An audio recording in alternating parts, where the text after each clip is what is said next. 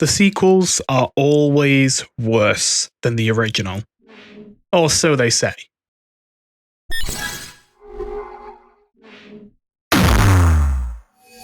I'm sure you've heard that sort of sentiment before. It's practically a joke how much of a generically applicable opinion that is. But I must admit, growing up, I found that weird that that was such a popular sentiment.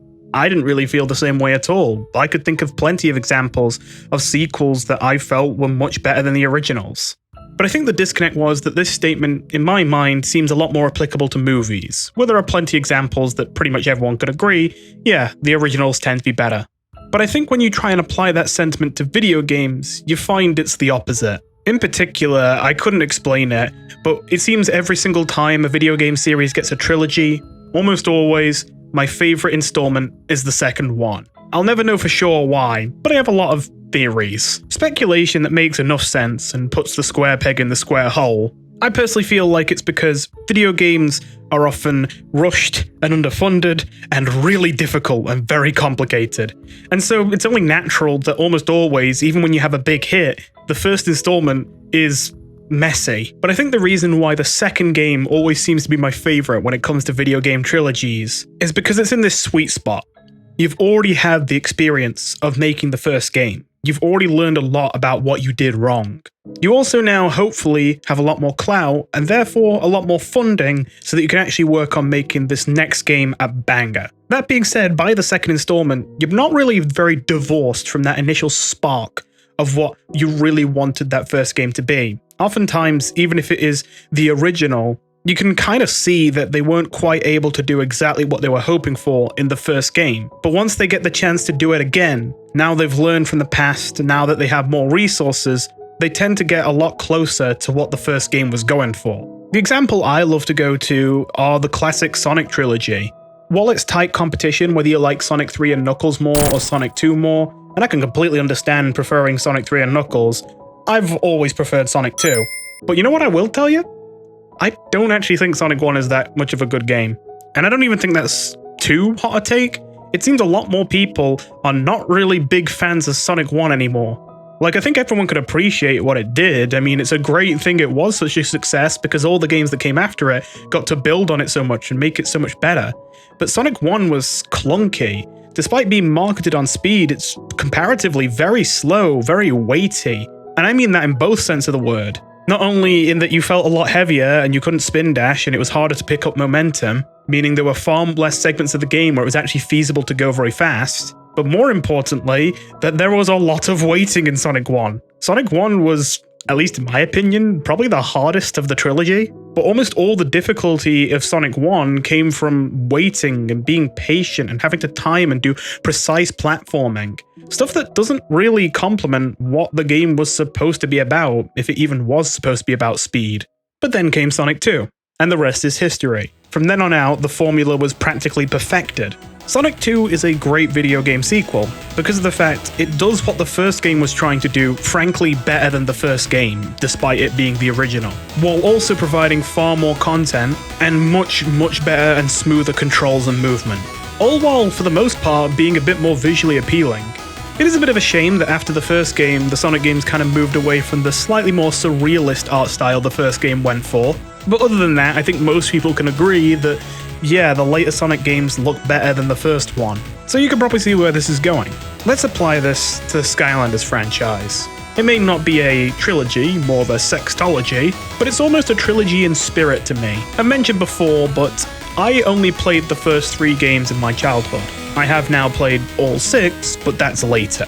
These first 3 games are the ones that are near and dear to my heart.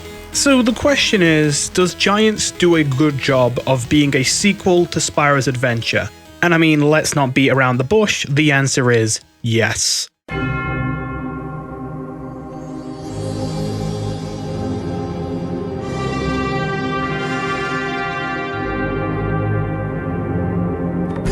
Listen, I know in this series, talking about and reviewing all the Skylanders games, I'm nominally supposed to be keeping my opinion semi-vague, like actually leaving you in a bit of suspense on what I'm actually going to score it at the end of the video, how highly I think of this game in particular.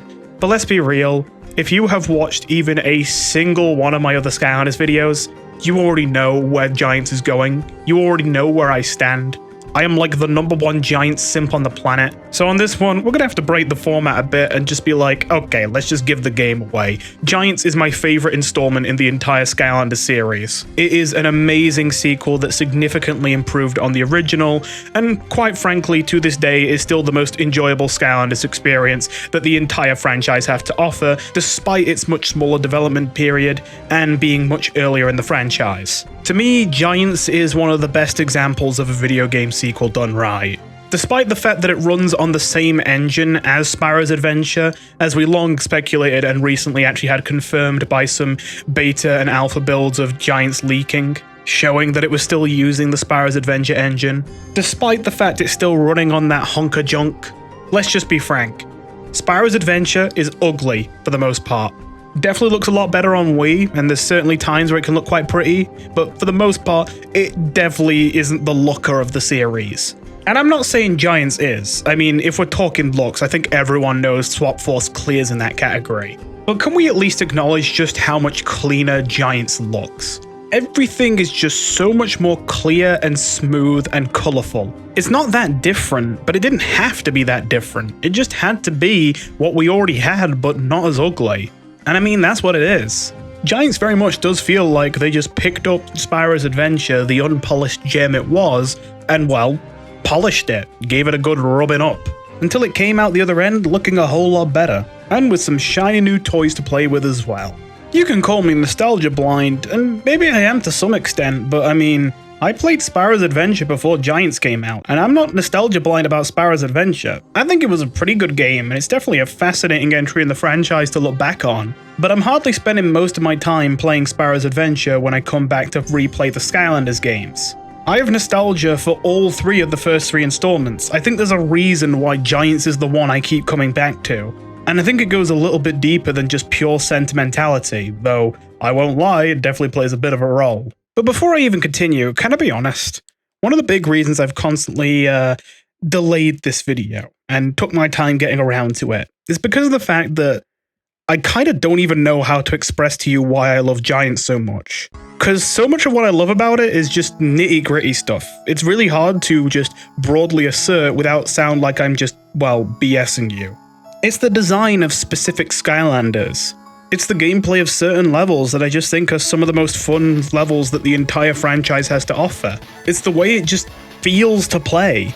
And this isn't my first time trying to express what it is that I like about this game, but I constantly just ran into the issue of, where do I even begin? And even once I begin, oh my god, I'm gonna need to take 4 hours to explain all this. It's so many little things coming together to make it all work for me that it's not really something I can just quickly and concisely explain with some really incisive, broad commentary. No, I'd kind of have to sit down and explain, okay, so this is why I love Chill, and this is why I actually really like Jet-Vac, and this is why I absolutely love Ive Brawl. I'd basically have to do like 16 individual videos analyzing each different Skylander in one. So perhaps it's best I leave that analysis to their individual videos whenever I get around to making videos on the different Skylanders in Giants. For now, it might actually be easiest for me to start with the bad, because I don't think there's a lot of it, honestly.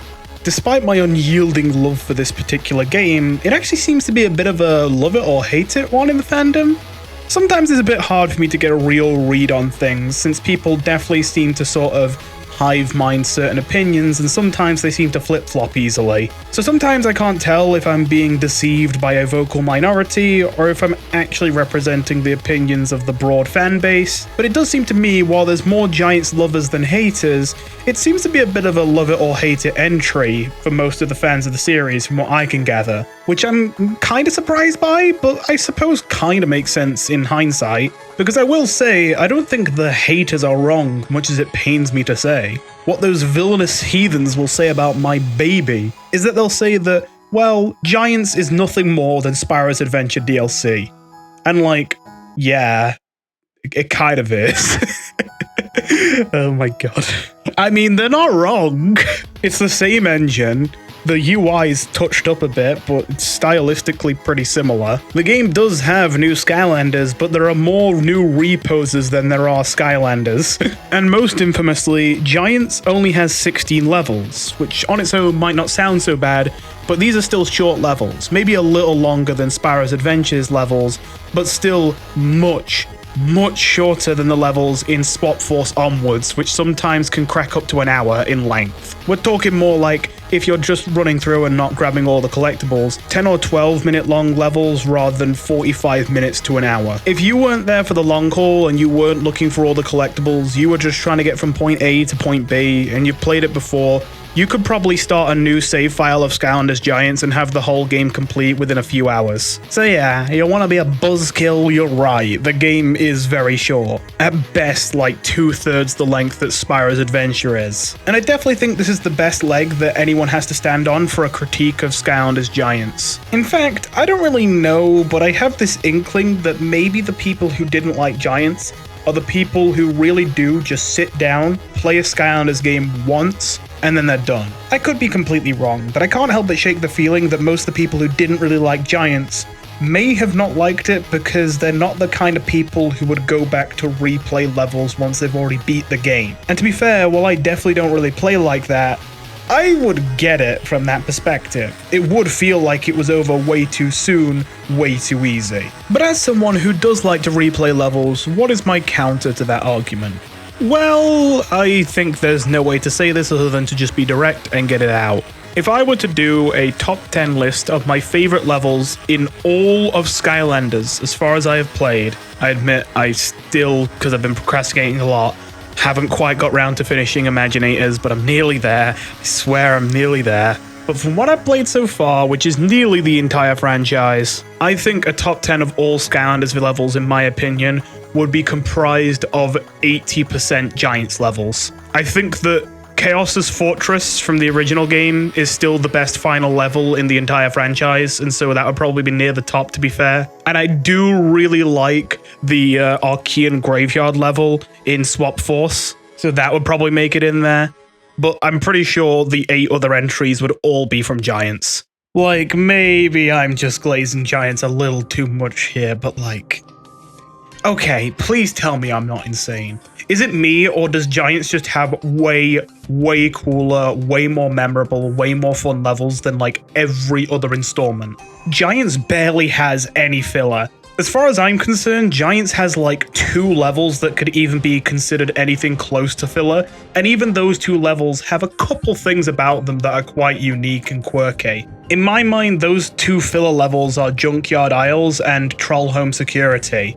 But for one, Junkyard Isles is literally level 2, it's no surprise that it's not all that spicy. For 2, it does actually have the small gimmick of having multiple disparate islands that the level takes place on. And for 3, the writing on Junkyard Isles in particular is absolutely hilarious. So the onboard nav system now says we're in some place called Albequerque.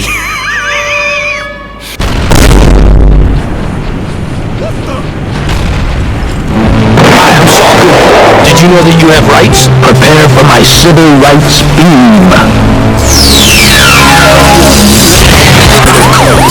You are under arrest. Oh, you're kidding me! We just got this thing fixed! Saul Goodman. Like, I know that this is not usually what you would judge the quality of a level on, but I genuinely think I have laughed more on Junkyard Isles than at any other point in the entirety of the Skylanders franchise. Now, Troll Home Security isn't a bad level, but in fairness, I don't have as much good to say about that. The checkerboard patterns are kind of unique decoratively, but other than that, yeah, it's a pretty standard troll castle level. But I mean, if we could just throw those 2 away for a second, like, my god, every other level in Giants is memorable, either for having a really epic setting or a really funny or quirky one. You got the first level taking place thousands of years in the past, our first time glimpsing at the Archean robots back in their prime. After Junkyard Isles, you got Rumble Town where you meet Ermit and Brock. Wrong! Brock's holding all the cards! Wanted to be liked? Thought the Skylander would make the crowd happy! Was that wrong? I don't think it is.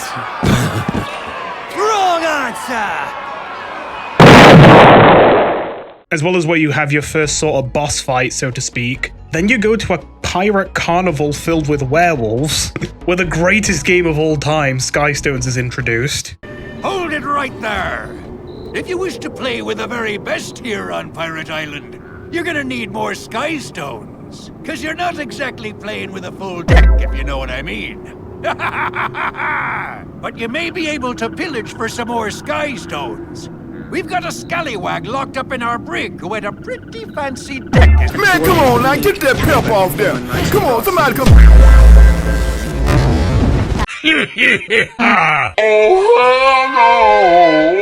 Glacier Gully, I could see how some people could see it as a filler level, because it is a pretty standard ice level. But since it was the introduction of the Machine Ghost... Hey, that was really nice of you. Most people just ignore me. I think because they are afraid of ghosts. I don't mean to bother anyone. I'm just cold and lonely out here. As well as it having a lot of pretty unique mechanics and gimmicks, as well as having some really well hidden secrets. All on top of ending with getting control of our own giant Archean robot, which I always thought was sick. Even Glacier Gully, I don't really see as a filler level. And I mean, from there, it's like all go. The secret vault of Archean secrets with the robot piloting segments that are so much more fun than they were back in Spyro's Adventure. Willikin Village, oh my god. Welcome to the island of the Willikin. I heard the Maker would play with us once. But not anymore. Are you the Maker? I heard about him, but before I was born. Haha, that is a joke we like to play. Willikin always alive in all worlds. Someone hide one of our town keys behind stone blocks. It was me. Funny. And sure, yeah, then it's Troll Home Security. You don't have to remind me. But then right after probably the most boring level in the game, you get fucking Chaos's Castle as level 9. Like, what?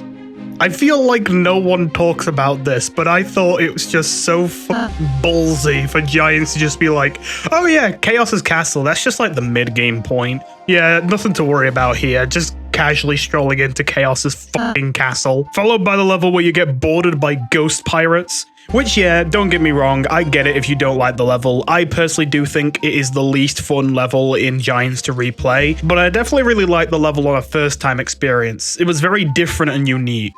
Definitely not a great level to go back and replay after you already know what happens, but as a first-timer, it's pretty sick. But the best part is, all of these, except maybe Willikin Village, have been the softballs so far. Drillex's Big Rig, Molkin Mountain, The Oracle, these levels are just bangers after bangers after bangers. Drillex themselves was a great boss fight with a really cool singing gimmick. And that's not to say the level before the boss is a slouch either. Molkin Mountain, I admit, maybe isn't quite as flashy, but I don't know, something about it just feels like it's the most complete all-round experience if you just want a level that gives you a bit of everything in Skylanders Giants. Something about it, I can't explain it, just makes it the de facto level to represent all of Giants for me. But while I wouldn't have the easiest time explaining what it is I love so much about Molkin Mountain, I would have a much easier time explaining the Oracle, because my god man, that is such a cool gimmick for a level. Not to mention, the first time I was playing this, I was kind of expecting the Oracle was going to be someone we would never get to see. We would only hear their voice or something.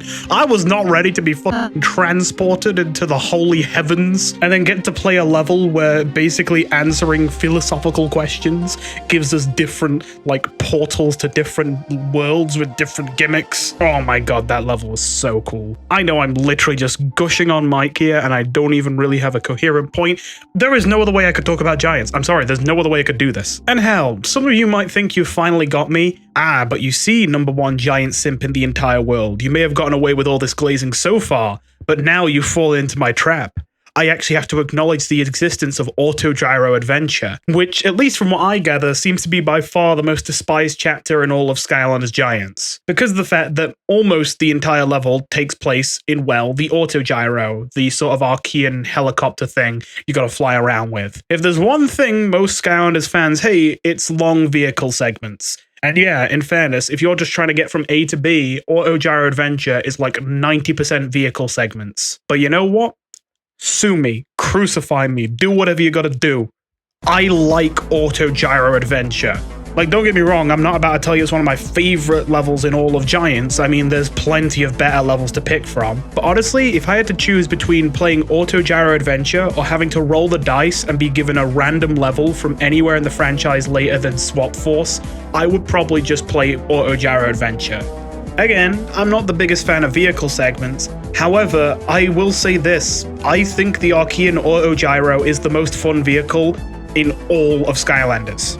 It may be pretty simple, like I'm not saying it's deep, but the controls are straightforward and they work. They don't feel clunky, they don't feel weird. The gameplay isn't slow and boring because the whole gimmick is that you're supposed to be holding down boost as much as possible to increase your score. And if you really don't like the vehicle segments that much, there are plenty of side rooms for you to go in and go have combat segments or puzzle segments to go find extra goodies. As far as I'm concerned, Auto Gyro Adventure is not even a bad level, though I'm not sure if I'd call it a great level either. I just think it's okay, which of course only leaves the final two levels, which are almost kind of like both the same level but just split into two different levels. They're both essentially just the end in the Archean city. Only of course the Lost City of Arcus is all the build up to get in there, and Bringing Order to Chaos is just a shorter continuation of the last level leading into the final boss. That being said, both of them are pretty damn good when it comes to being endgame levels. Like, I'm not about to go too crazy, I still stand by what I said back when I made my video on Spyro's Adventure. Chaos is still by far the best endgame level in all of the Skylanders franchise, and it's not even close. But if I have to say a second place, I'm probably giving it to Bringing Order to Chaos. Not to mention the cherry on top of all of this is that you might know, but later on in the Skylanders series, they started to reuse a lot of music, to the point where eventually it became quite rare to hear any new music in some of the later Skylanders games. But when it comes to the most iconic music that carried the franchise musically, most of it comes from Giants. Like, don't get me wrong, there's a couple tracks here or there that are really good that came from Spyro's Adventure, but I feel like Spyro's Adventure is like 90% decent tracks and 10% bangers. With Giants though, almost every track knocks it out of the park with very few exceptions. And to me, Giants has always had by far the most memorable Skylanders music, it's not even close. When I try and think off the top of my head, memorable Spyro's Adventure music, I think Dragon's Peak and I think the main theme. When I try to think memorable music from Giants, oh my god, Drillex's Big Rig, Willikin Village, the fucking dubstep theme that comes in while you're fighting the final boss, the Oracle's theme. And again, I don't know if many people agree, but Malkin Mountain, like, man, I feel like Malkin Mountain specifically has some really damn good music for a level that honestly isn't that important in the grand scheme of the story. Hey there. You might be wondering why we suddenly hard cut to me in my editing software editing this video. That is because of a very small and very easily fixable oversight under normal conditions. The audio gets a bit iffy in the part where I'm supposed to transition from the part about the music to the part about the writing, and it's bad enough that I don't want to use it. Well, that's easy, just re-record it. And that does work. That is what I'm doing right here. This is the transition. Congratulations, you have been transitioned from the music section to the writing section. But before you go, you might be thinking, why does the audio quality sound a lot lower on the voice right now, though? And the reason for that is because usually I go through a bunch of plugins to make my voice quality sound better in post, and I tend to like doing that inside FL Studio, my music making program. So you might be like, oh, why don't you just take the effort to just quickly do that here for this little intermission? Why are we getting the low quality audio slop? Well, that is because of a very, very simple reason. When I set up to record in FL Studio, I used to always do the same thing and used to have no issues. I have not changed my mic, I have not changed any of my settings, I have not changed anything, and magically now, every time I go to record in FL Studio, I get this.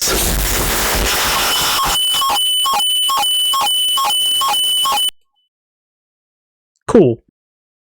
I already mentioned back when I did my review of Spyro's Adventure that I thought the writing of the characters was pretty off. There were things I liked about Spyro's Adventure, mostly Hugo, what can I say, got a soft spot for him. But for the most part, I definitely feel like the quality of writing was not as great with Spyro's Adventure. I'm gonna be completely honest, there is only one NPC character I can think of that actually played an important role to the main story of a Skylanders game I completely forgot even existed, and that was General Robot. He was so forgettable, he was the only story-relevant NPC that I actually did not even remember existed until I came back to play years later. But either way, more importantly, I mentioned before, there's just a bad vibe around Spyro's Adventure writing, I'm not gonna lie. It seems like so much of the humor is supposed to come from you rolling your eyes at people arguing with each other and fighting, but it all feels so forced. And it also feels like it's supposed to be with this veneer of, oh, but we're all friends here, aren't we, oh ho ho. But like,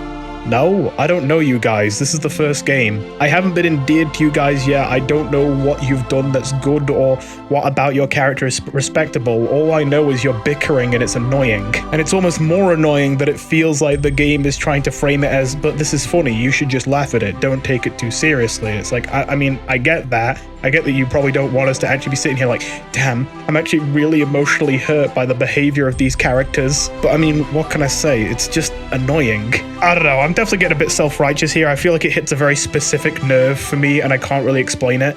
But it almost feels demeaning to even have to play along and be like, okay, I'll pretend this is funny and not annoying. Like genuinely, I just have to vent for a second.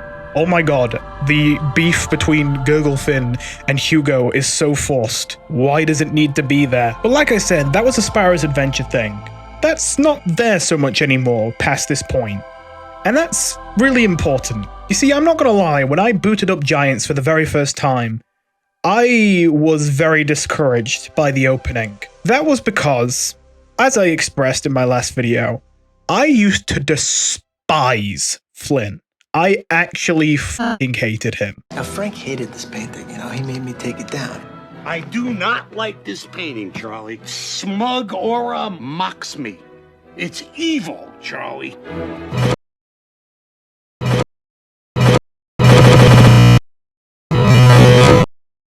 Smug aura mocks me. It's evil, Charlie. Charlie. Again, I knew him being smug and selfish and all that was supposed to be played for laughs, but it was just never funny, and I almost found it more annoying that I'm supposed to just laugh it off and be like, I don't care, when instead what I'm actually thinking is, oh my god, shut up already. So I'm not gonna lie, before I played Giants, when I was just excited to give it a go, I was really hoping that they would move in the direction of making the story center more around Callie and Hugo and Eon and maybe some other characters, and less so having Flynn the spotlight. And what I got was the complete opposite. From this game onward, Flynn would constantly be basically the most important character in the entire story. And while that's the case in almost every game after the first game, it was probably most the case in Giants. I mean, this is the game where the hub world is literally Flynn's ship. So I'm not gonna lie, when I first beat that first level of Giants and started getting into the real meat of the story and I realized, wait, we're leaving? Wait, Hugo's gone? Wait, oh my god, Flynn's the main character?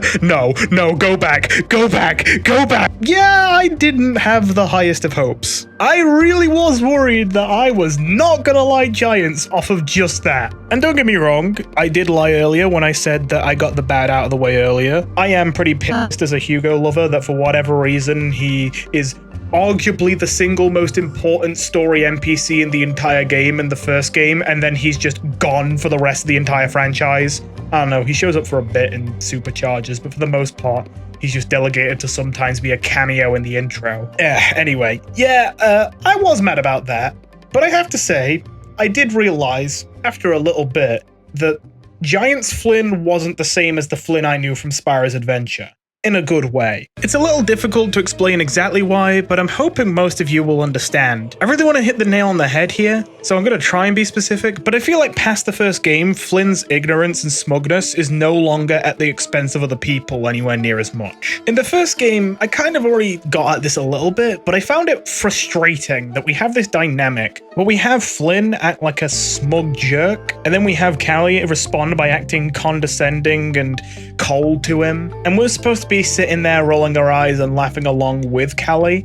But I'm not gonna lie, I just kind of sat there and like, Honestly, I kind of hate both of you. I don't know, I hate Flynn more, but I don't know why I'm supposed to like Callie. Because, I mean, I just met her, and all I see her being is really condescending and cold, and sure, Flynn might kind of deserve it, but if all I ever see of Callie is her being condescending and cold, it kind of makes me think, damn, she's kind of a bitch. Even though that's not true, if that's all you see in the game, of course that's what you're gonna think. But the fact that in Giants, almost always Flynn's idiocy is at his own expense, or when he does big himself up way too much, it's usually to psych himself up to do something he's probably not qualified to do, and not to try and steal someone else's thunder, or posture in a really cringy way. It not only means that I can stop thinking, oh my god, I hate this character, and I can actually laugh at the jokes, and it certainly helps that the jokes are a lot funnier in Giants, but it also gives some room to breathe where it makes sense for Callie to sometimes put up with it without having to have a clever clap back. And that might sound like a small difference, but just seeing Callie sometimes just be willing to be like, oh my god, this guy, and move on and leave it at that. And then sometimes when he actually really deserves it, be a bit more sharp about it. It's like, oh my god, these characters are human. Well, no, they're Mabu, but you know what I mean.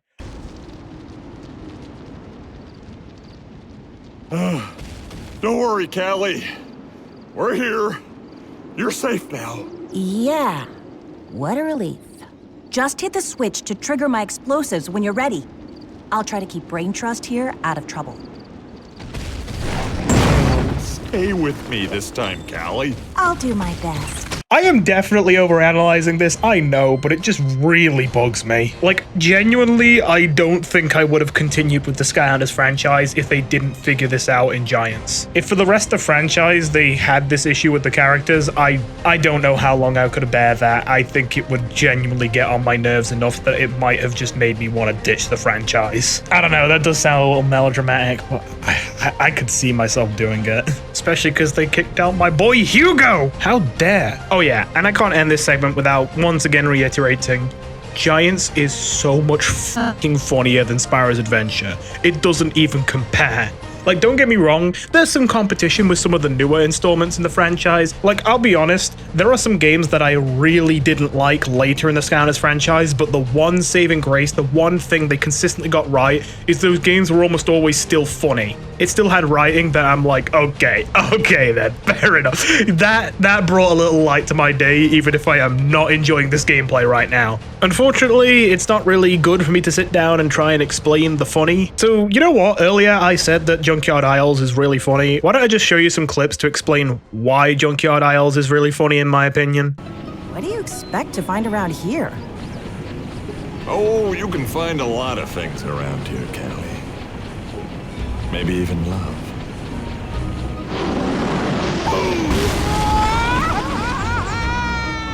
Now, I get it myself, of course, but because of a misunderstanding, I'm not really allowed to set foot on this island. Hey, it's a long story. And I'm sure a fascinating one. You are right, Callie. Let's get serious. Look, our engine is currently just a family of raccoons. Wait, up until now, this ship has been running solely on raccoon power? Angry raccoon power, to be exact. In fact, better not tell the little critters they're being replaced. They won't like that. I think our navigation system might be broken. It says we're smack dab in the middle of the chocolate ocean right now. That can't be right, can it? Albequerque. So if we're gonna find that hermit, we might want to replace it. Good news is the evil Dro have just the thing. The compass of ultimate finding. Bad news is they also worship it, and it's well guarded. Wow, that went way better than when I tried it. Wait, you went after this compass before? What? Like I told you, it was a long story. Point is, it's ours now, so I say we set course for the chocolate ocean. Flynn, we've got a hermit to find, remember? It's time we get this little road trip on the road. Shall we weigh anchor, Captain? Boom! Now, I think there are many points in this video where even if you're not the biggest Giants lover, you could be convinced by some of the stuff I'm saying. But here, I'm not gonna lie, I'm worried I'm not gonna convince anyone, but I'm just gonna have to stand my ground and just let it be the way it's gonna be. I mentioned earlier that I feel like Giants is the only Skylanders game that doesn't have a single figure that just feels like complete filler to me that doesn't need to exist. Again, I still think Crusher is the closest that you come to that, I am not a big fan of Crusher, but generally I love the entire Giants roster. And to be honest, I'm actually kind of appalled at how much some of my favorite Skylanders of all time are actually either thought of as or outright despised in the fandom. Like, I've already been pretty loud about Sprocket. I love Sprocket, and I can't believe how despised she is by most. I've already had my video on Fright Rider, and in fairness, I see it more with Fright Rider, because definitely in gameplay he's pretty clunky, but I just really like his design and concept. But a big one I haven't got round to yet, I probably would have to make an entire video on this, because there's too much to say. What the hell is wrong with you? Why do you guys hate Chill? Chill is genuinely, I'm not kidding, I might put Chill in my top 5, like, of all time, of every Skylander in the series. I love Chill, and I cannot believe that apparently most people think Chill is, like, mid at best. Like, okay, sorry, I need to blow off steam here. Do you guys actually just spam the A button and do nothing else on Chill? Have you not tried multiplying your spears by shooting them through the ice blocks? Have you not tried playing pinball with your walls? Have you not summoned the fucking narwhal? Have you even played the character? Are we playing the same character? I know, I'm probably not going to win over many people with this argumentation, but my god, man, I do not understand how you cannot play Chill and be like, holy shit, this character's sick. Flashwing's also been a long time favorite of mine. I really like the way they play. It is a little basic, I'll give you that, but it's very fun. It controls very well. There's lots of cool little satisfying ways to optimize your DPS on Flashwing. And not to mention, I think Flashwing is genuinely the most beautiful design of any Skylander in the entire series. I fucking love it. The best part is, like, it doesn't even have to be Jade. Like, Jade Flashwing looks good too, but honestly, I think I prefer the normal color palette. They're both so gorgeous. I'll take Flashwing over Prison Break any day, and I know I'll be crucified for saying that, but I'll goddamn say it. Hell, even Jet-Vac. It seems like people are really not fond of Jet-Vac. And if anything, people talk about him like he is the most forgettable, boring, generic Skylander of all time. And to be fair, I guess I can kind of get that.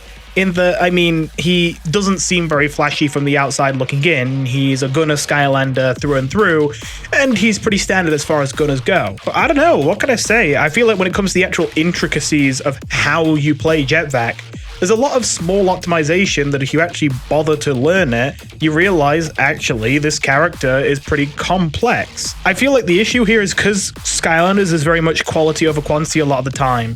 You don't have the time to really learn characters in depth a lot of the time. You just kind of pick them up and learn them on a surface level. And I'm not even blaming you for doing that. I do that, of course. There's like 50 million of these things. Are you kidding me? But like, I feel like Jet-Vac is the opposite of a lot of other Skylanders, where a lot of them have like big picture complexity. Like, the idea of what they are is really cool and complex in theory, but then the actual implementation of how you do it is really basic. But then I feel like Jet-Vac is actually the complete opposite, where initially he seems really, really basic and bland, and so a lot of people disregard him as that. But when you actually look into his movesets, like the resource management between using the flight and then using the suck to quickly recharge the flight, change the spacing of the situation, and then on top of that, you then have the corkscrew attack as well when you use the flying thing, depending on the path you take. You got the ability to use the suck to empower your shots.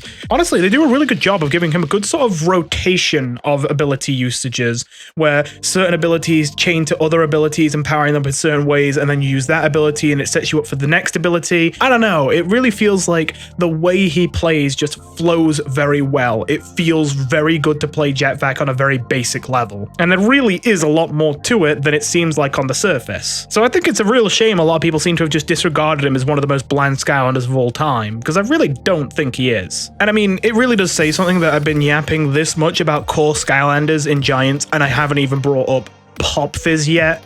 Like, my god, Pop Fizz. Like, don't get me wrong, I'll be honest, I'm a slight contrarian on Pop Fizz. Like, I earlier said that Chill is like probably a top 5 Skylander for me.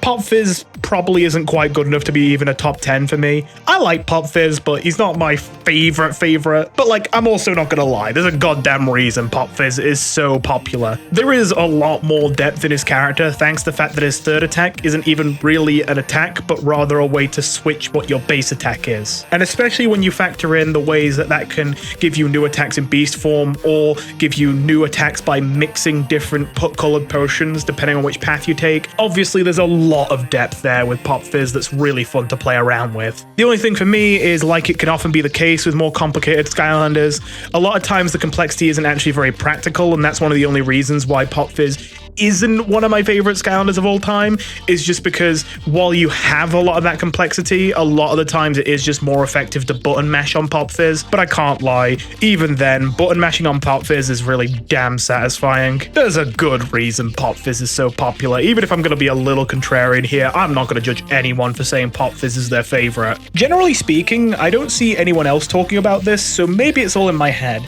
But it seems to me that Giants really had them move over to a more gunner-centric sort of design for most Skylanders. I feel like the first game had way more melee characters and way more characters that are technically ranged, but are like lobbed projectiles like Boomer's Dynamite or Whirlwind's rainbow cone thing. Basically, ranged attacks that don't actually have that much range. I feel like Giants really had a much heavier move towards proper gunner Skylanders with very long range attacks, and a lot more gimmicks, I guess, where they're supposed to combo with certain things to empower them, or get really satisfying payoffs if you do the proper setup. I don't know, I don't feel like we saw quite as much of that in the first game. There was some of it, but I feel like there was a lot more just pure damage and pure just hit things. It's not all good. In some ways, it's a little bit sad that there aren't quite so many melee characters in Giants. But for the most part, I would say that Giants Skylanders design is really, really satisfying to play, even if sometimes, I'll admit, it's a bit junk foody. It does feel like sometimes, especially with a lot of characters with loads of range and risk-free attacks, you can kind of just sit on the sidelines and button mash safely out of the range of any enemies that are coming after you.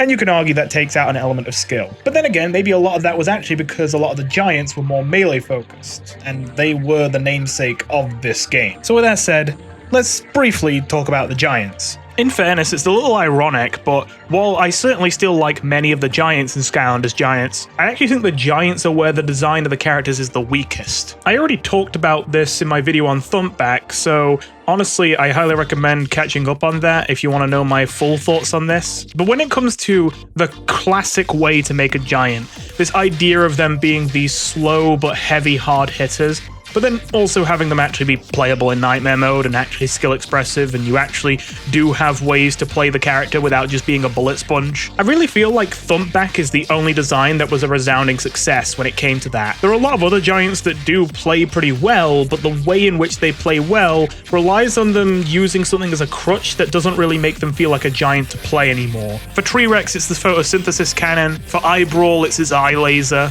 And then there's characters which just don't even try to pretend that they're going to play like Giants, like Ninjini, Bouncer, or Swarm, who really don't feel like Giants even if they technically are. That doesn't really mean those characters are badly designed. They can still be fun on their own merits, but their own merits aren't the merits of what you think of when you think of a Giant. And I still stand by the idea that Thumpback is really the only Giant who managed to sell that fantasy while also actually being playable on Nightmare and not having to be a bullet sponge without using a crutch to bail you out. So since most of my more in-depth thoughts are detailed in that video, what I'm going to take this section to talk about is instead the idea of, well, were Giants a good gimmick?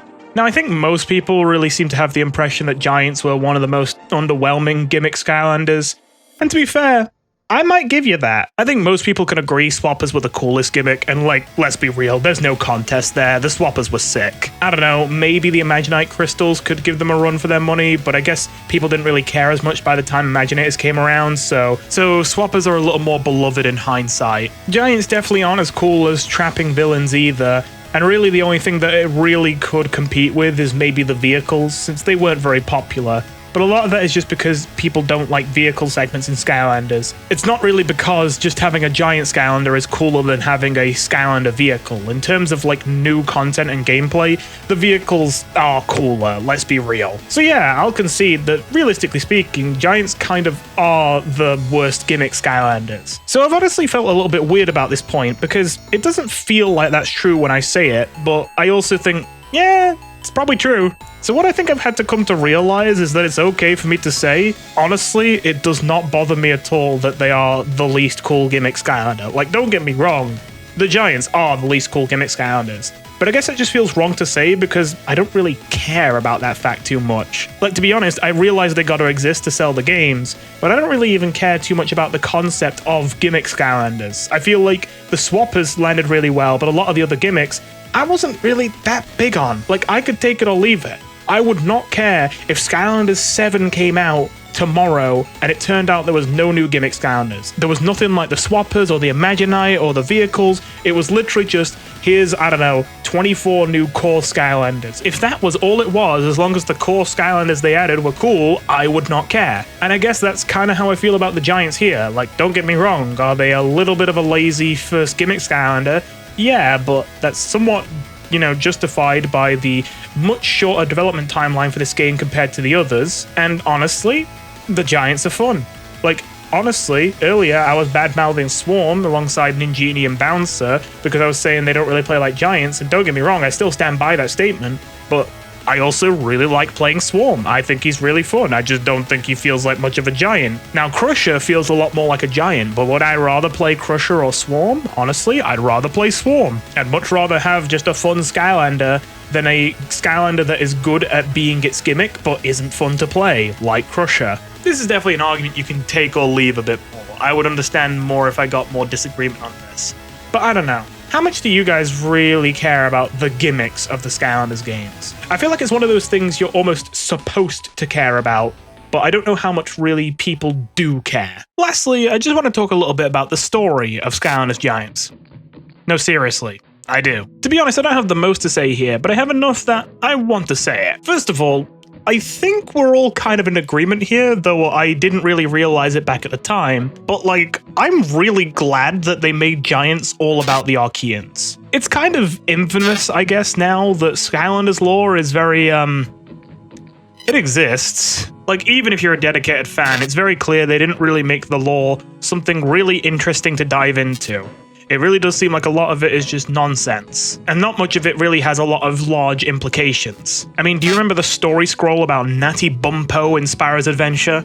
Probably not. So even if you were enough of a nerd to care about Skylanders lore, you really didn't have a lot to go off of. Not to mention, even if you did care enough to actually read all the Skylanders' individual stories, you'd realize a scary amount of them don't actually fit with the canon of the games, or even sometimes contradict each other, or even sometimes misname characters. If I remember correctly, in Fright Rider's origin story, Fright is the name of the ostrich and Rider is the name of the elf, but in the actual canon, Fright Rider is the name of the elf, and the ostrich is called Ozzy. They don't really stay consistent, and so you don't really have much to really care about. But it felt like the one part of Skylanders lore after the end of Spyro's Adventure that was actually like, damn, I'm actually kind of interested what that was all about, was the Archeans. And don't get me wrong, on some level I can kind of acknowledge that maybe they're a bit more generic than I give them credit for. You know, this ancient society of mysterious people that held great power now being unearthed. You know, it does read a lot more generic when you say it like that. But I think it was partly just the sick design of the Archean NPCs and Archean Skylanders we saw in Spyro's Adventure that made it so no matter how generic they may be, they generated a lot of interest from me.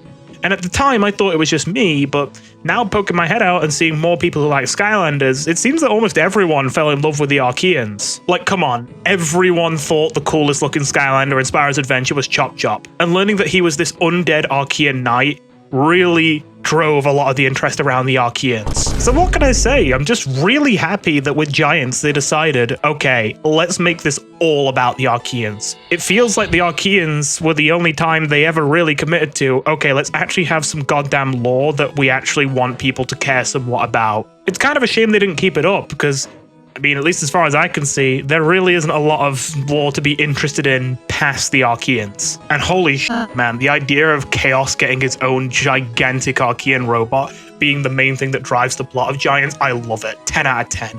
Absolute cinema. In fairness, I was roasting Spyro's Adventure earlier for having some really forgettable NPCs, and you could argue that Giants isn't the best when it comes to story NPCs. There isn't a whole lot of them since it's a much shorter story, and certainly there are a couple that are just sort of there.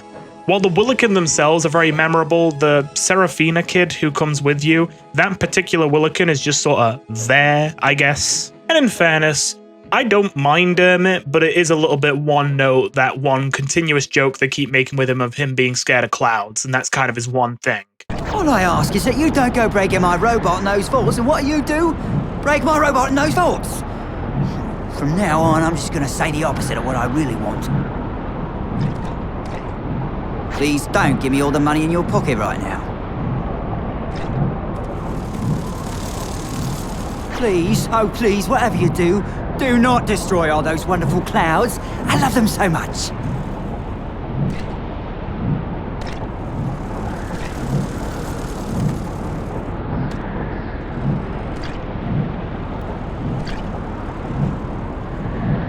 Okay, I was messing with you there. But if you do feel like giving me all your money and destroying the clouds, that'd actually be pretty nice. But all that said, I will not accept a single mite of Machine Ghost slander. I was actually sad when Machine Ghost fucking died.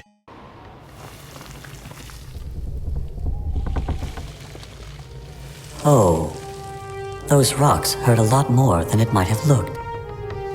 Don't think I'm going to make it. But I was able to hear that ugly guy inside the vault. He found the map, but destroyed it. Then he said something about day, home. That's all I can remember. Goodbye, Skylander. Congratulations on almost stopping chaos. Now, goodbye.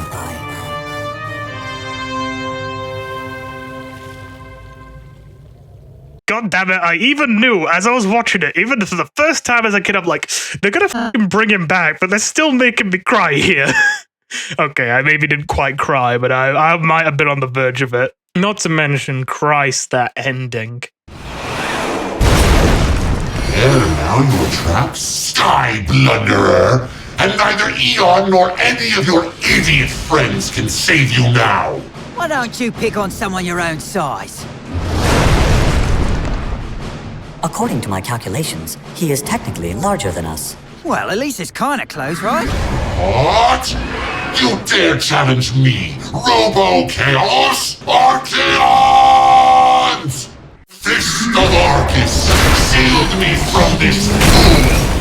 Listen, I may not be the biggest Hermit fan out there, but it was hype as fuck to have Hermit and Machine Ghost come back at the end of double team Chaos in their own gigantic Archean robot. Especially when the dubstep remix of the Skylanders theme starts coming in. Oh my god, peak cinema. The only reason I can't give it 10 out of 10 is because, admittedly, Spyro's Adventure had a much better boss fight in gameplay and actual difficulty. But in terms of theatrics, I still think I'd give it to Skylanders Giant's final boss. And while I wish I could make this a little more coherent structurally, I think this is just going to have to be a section where I chuck together a bunch of weird little tidbits that are unique to Giants that I just appreciate. Sometimes I won't even have that much of a point other than to just say, I think it's pretty damn neat. But let's just start with the most significant and obvious one. Giants introduced difficulty selection, and I genuinely think that's pretty revolutionary. I don't know how into Skylanders I would be if Nightmare mode never got added. Playing on Nightmare is like the default way I play Skylanders games now. It's so funny too, because I still remember the first time that I played Nightmare difficulty. I still waltzed in there playing the game the same way, because I thought, I mean, the game's so goddamn easy. Even if I play it on Nightmare, it's still going to be an absolute joke, right? And there I was, walking into Junkyard Isles with my over 1000 HP Crusher, only to be absolutely paralyzed in shock with my HP bar hit 0 within the space of about 4 seconds. And while damn that was a nasty shock, that was also kind of amazing. That moment of, oh, shit. They're actually trying. They're actually making it a challenge. Wait, I'm actually gonna have to try. Kind of a magical moment, not gonna lie. As well as that, I feel like I might be alone on this, but does anyone else miss the Luck-o-Tron Wheel? I say that, I constantly forget it exists, but man, it is really nice to have. Sure, it may be chance-based, which isn't my favorite, but it essentially means that as a reward for getting all the Luck-o-Tron Wheels you could find, you could make it so that you just get more money whenever you play, or get more experience, or get more damage, or get more health, but let's be real, you're never picking that one. I'm not sure if we're all on the same page here, but when I played, I basically would always stack it with as many Wheels of Wealth as I had. If I didn't have them all yet, I'd fill in the gaps with Wheels of Experience, but yeah. I know it's not the most groundbreaking feature, but what can I say? I do sometimes kind of miss it when I then go play other Skylanders games and realize, oh yeah, I can't get like double treasure sometimes when I pick things up. I just have to get the normal amount every time. They were genuinely a pretty good reward. The arena challenges were also pretty appreciated. I feel like most people may consider these just little add-ons that they don't really care about too much, But as someone who does a lot of replaying levels I've already beaten, honestly, I really appreciate that arena challenges existing, especially the no-hit ones at the end of each arena. They're genuinely a pretty decent challenge. Speaking of challenges though, heroic challenges. This was the last game to have them, unfortunately, and I do think that's a real shame. I mean, I kind of understand why. It would have been pretty ridiculous, the amount of them that exist come Swap Force, and it probably would have been pretty hard to balance around with all the stat boosts. But what can I say? I like being able to play an eye-brawl that can run around faster than a stealth elf, because I just sat down and beat every speed heroic challenge with him. There is something really satisfying about just making one super fucking hyped up Skylander that has ridiculous armor, ridiculous crit rate, ridiculous speed, all because you sat down and just grinded out all the heroic challenges available for them. Though I will say, while it makes some kind of sense, having some heroic challenges be locked behind the shop was a little weird. Especially because most of them are supposed to be, like, Skylanders specific. I don't know. It just irks me a little. It feels a little off. Oh, speaking of which, the shop. Didn't even really talk about that much, but yeah, shops were a brand new mechanic in Giants, and... hang on a minute. I don't know why I've never really thought about this, genuinely. Just had this moment of realization as I'm recording this, but then never really came back, at least not in the same form. I mean, there are still shops in the later games, but only in hub worlds. Giants is the only game where there was a secret shop in... oh, I was about to say every level, but I feel like there's one level that doesn't have it. I think it's just the first level. I think the first level doesn't have a shop, because you haven't met Auric yet. But after the first level, every level has a secret shop somewhere. Well, sometimes it's secret, sometimes it's obvious. I did really like that, though. Not only because it gave you something to spend all your extra treasure on if you had one fully upgraded Skylander that had thousands of bonus treasure on it that you just weren't using, but also because it was a nice little indicator of, hey, something's up, you haven't found everything. If you beat a level and you're like, hang on a minute, I never saw the shop. And to be fair, it was sometimes really funny just seeing Auric in the middle of nowhere, just acting all casual about it. Ah, this cool, crisp air sure does wonders for the old lungs. Anything here tickle your fancy? Auric, this is a secret cave in the middle of the frozen wastelands called the Icy Drain. Why the hell are you here? This cannot be good for business. Nothing like a dark cave to set up shop, eh? Alright then, I'll indulge your weird fixation with caves. I suppose your business model is basically just to milk me for the whale I am and make all your money off of me and me alone with all the treasure I bring you, so you don't really need to sell to anyone else, I guess. It'd just be nice if you set up shop somewhere more convenient. Oh, okay. Wait, no. Yes, it was wise to seek me out. How did you get to the secret Archean Vault of Secrets? No one's supposed to... In fairness, it's barely a secret at this point. Everyone knows about it now. Still, how the hell did you get here first? Wait, what are you actually doing on the enemy ghost ship? Auric? And Hermit too? Hello? Alright, I'm getting down to the bottom of this. Oh, when that crazy pilot of ours swung the ship around, I fell out and landed here. Okay, fair enough. I guess. But I'm watching you two. Well, hopefully all of this so far has just been a series of misunderstandings. Okay, no. I'm not letting you get away with this one. Explain yourself. Talk to me. Talk to me. Oh, wait, sorry. Let me get that one guy next. Now talk! Fancy meeting you here. Why the hell is Auric in the lost city of Arcus? He is smelling awfully fishy for someone who isn't a Skylander of the water element who is stronger in this zone. If I didn't know any better, I would think that Auric was working for Chaos.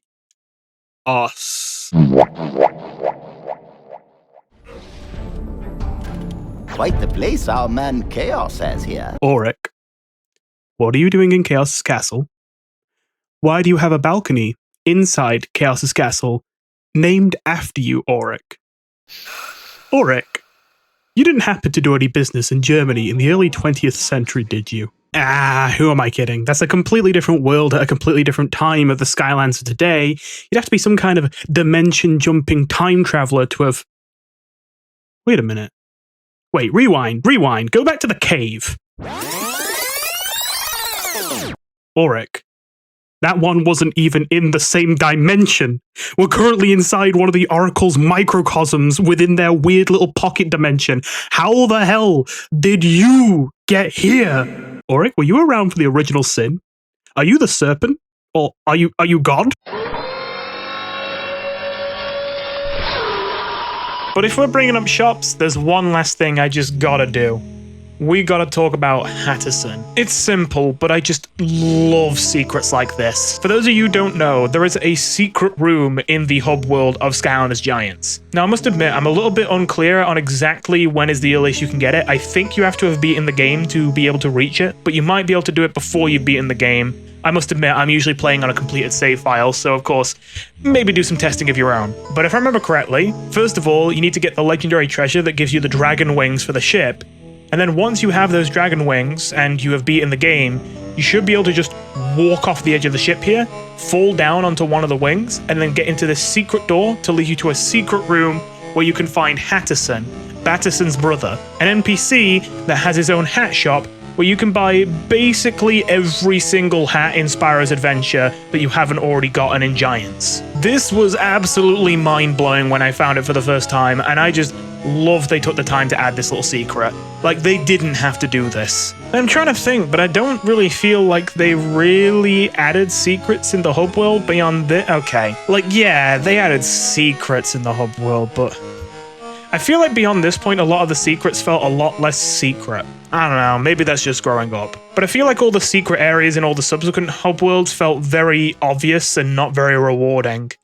To me, Giants is and always will be the most important installment of the Skylanders franchise. Not only in my eyes was it the only one to properly prioritize quality over quantity, but it also cemented the humor of the games to come, cemented the personalities of the characters, and painted them in a much more flattering light than the first game did. It made character designs that were so much more exciting than what the first game had to offer in general. It provided a story that for the most part felt more grandiose even if it was shorter, smoothed out all the rough edges of the original, and delivered an experience that to me will always be the peak of classic Skylanders. Now, in fairness, I suppose there's only 2 games to pick from here, because obviously the next game, Swap Force, is when things really start to shake up, with the visual style of the games changing a lot, the addition of the jump button, and of course the much longer level designs. But while there's aspects of modern Skylanders I can appreciate for what it is, at the end of the day, it's not what I call home. There's just something very consistently enjoyable,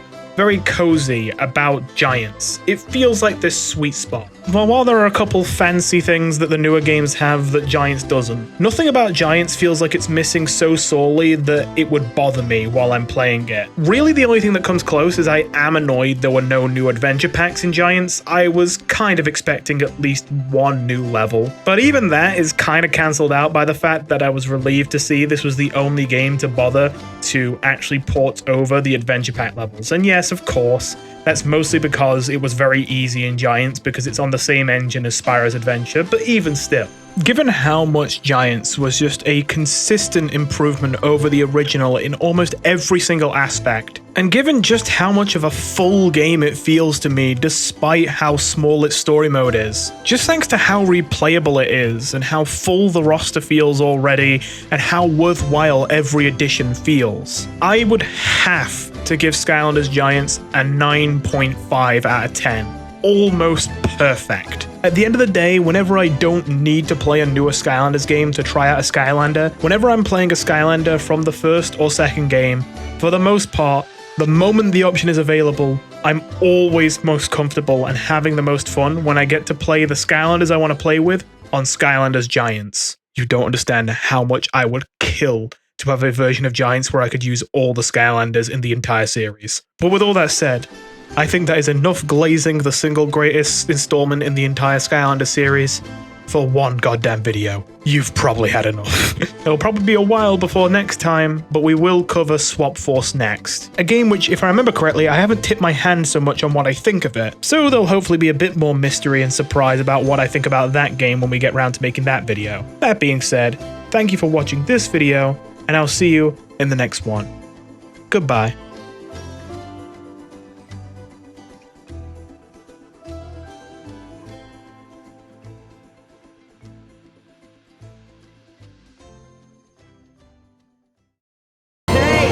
Forgot me! I was supposed to come with you guys! Remember?